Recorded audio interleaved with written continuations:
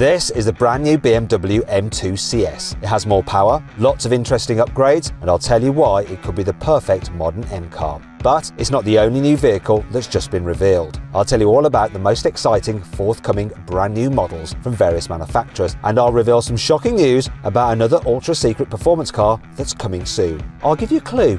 It starts with GT2 and ends with RS. More on that one later. I'm Matt Watson and you're watching Car Wow. But before we get into the other cars, let's start off with the M2 CS and its design, because BMW went big with the spec on this particular car. The kidney grills, redesigned front bumper and ground-hugging splitter, all new. And so are the gorgeous bronze alloy wheels. I just wish BMW had given it some yellow daytime running lights like on other CS cars, but I do like this eye-catching velvet blue paint. It's actually exclusive to the M2 CS, but it'll set you back a whopping £4,300 extra. If you thought that was pricey though, let me introduce you to the optional carbon ceramic brakes, which cost £8,800. But despite these extra costs, there are some good reasons why this M2 CS might be the ultimate M-car bargain, and I'll explain why in a minute. First though, we need to talk about the upgrades on the car. You see, you also get stiffer suspension that rides 8mm lower to the ground than the standard car, and the chassis has been reworked to make it feel more agile and track focused. Speaking of which, you can also choose to ditch the road tyres for semi-slicks if you plan on doing a few track days. However, there are some much bigger changes round the back, including my favourite, this massive ducktail spoiler. Maybe BMW should change the name to Goosetail or something, because it's just so huge. Anyway, that isn't just some plastic stuck on the boot lid. BMW has completely redesigned the whole boot panel, and it's now made of carbon fibre instead of sheet metal. But that's not all. You also get a new carbon fibre rear diffuser, and the M2's optional carbon fibre roof comes as standard on the CS. Normally you have to pay an extra £2,300 for it on the normal M2. The combined effect of all these carbon add-ons means that the CS weighs in at 30 kilograms less than the standard automatic M2. So how does that affect the performance? Well, I'm going to tell you in a moment. But first, let's check out the interior, because there's even more carbon fibre inside. Firstly, the gearshift paddles are made out of the stuff, and so is the new centre console trim. So too are the sport seats. The steering wheel has new Alcantara trim, a red straight ahead marker, and there are plenty of new CS badges dotted around the cabin. But besides that, the layout is the same as the standard M2.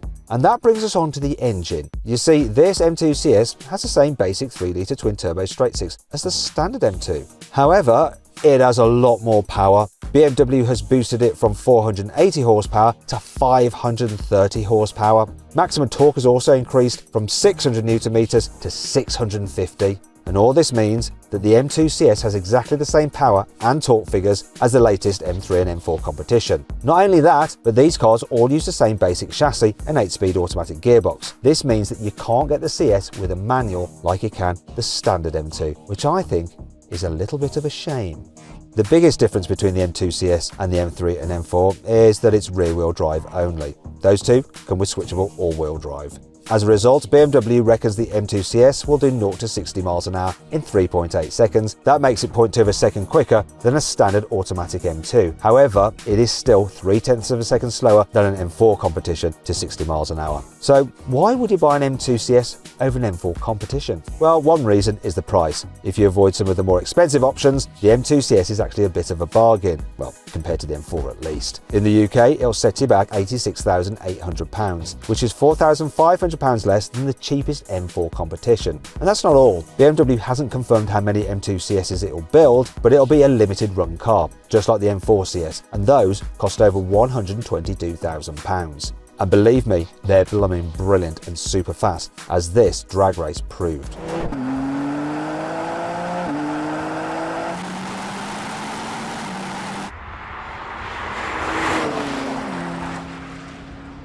This just absolutely took off.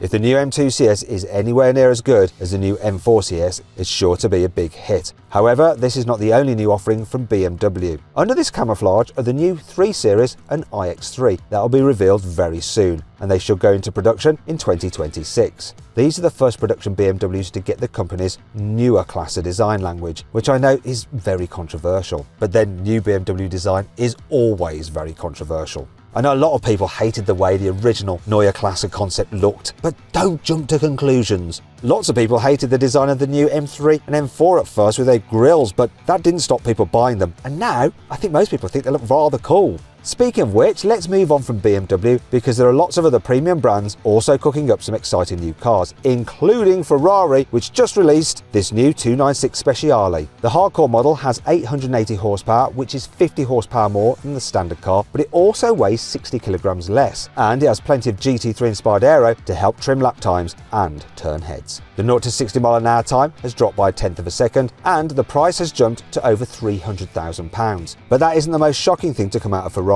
recently, because it also confirmed it'll tease its first ever electric car in October this year. Can't wait until then for some juicy details? Well, several Ferrari patents have already appeared online that show a new kind of sound generator technology designed to make electric cars feel more exciting to drive. In fact, some dedicated car spotters have already captured a prototype on video that might be using this technology. Those exhaust pipes are fake, by the way, and I can't wait to get my stick up on them.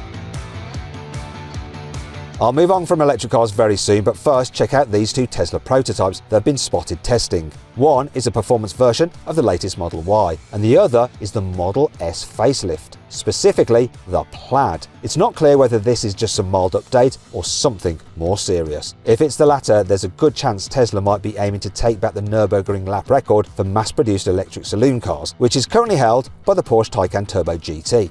But it could have competition from Mercedes because a fully electric replacement for the AMG GT 4-door is just around the corner. It's already teased a prototype, and rumours suggest the finished car could be revealed this June. It'll use the firm's all-new AMG EA platform, which uses axial flux motors, sounds scientific, to produce more power but way less than conventional performance EVs. Expect over 1,000 horsepower and 0 to 60 miles an hour in well under 3 seconds.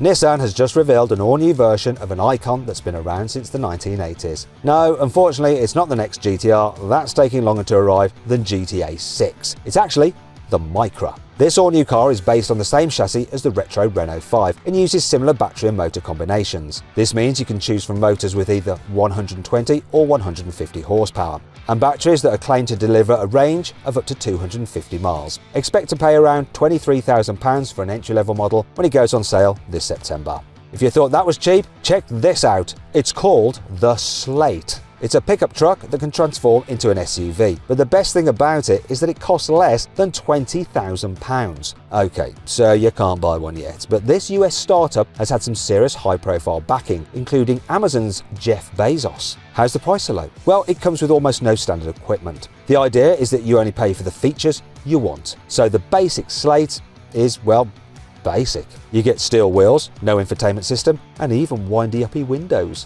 However, Slate hasn't skimped on the drivetrain. Even the entry-level truck has around 200 horsepower, can do 0 to 60 in about 8 seconds, and can carry over 600 kilograms of cargo. Now let's talk about the car I'm most excited about, the new Porsche 911 GT2 RS. Porsche hasn't revealed any official details yet, but this prototype reveals something pretty shocking. I'm not talking about the GT3 RS inspired aero or even the ultra-wide body kit. It's actually this tiny yellow sticker on the rear windscreen, which is there to warn first responders that the car has an electric or hybrid drivetrain. So, does this mean the new GT2 RS is going hybrid? Well, it will share its engine with a 992.2 Turbo S, and that car's expected to use the same hybrid tech as the new GTS. When you consider that the previous GT2 RS has 700 horsepower and this new one will have clever electric turbo tech and an electric motor to boost its output, it could be able to deliver up to 800 horsepower. And I thought the old car was scary enough. God!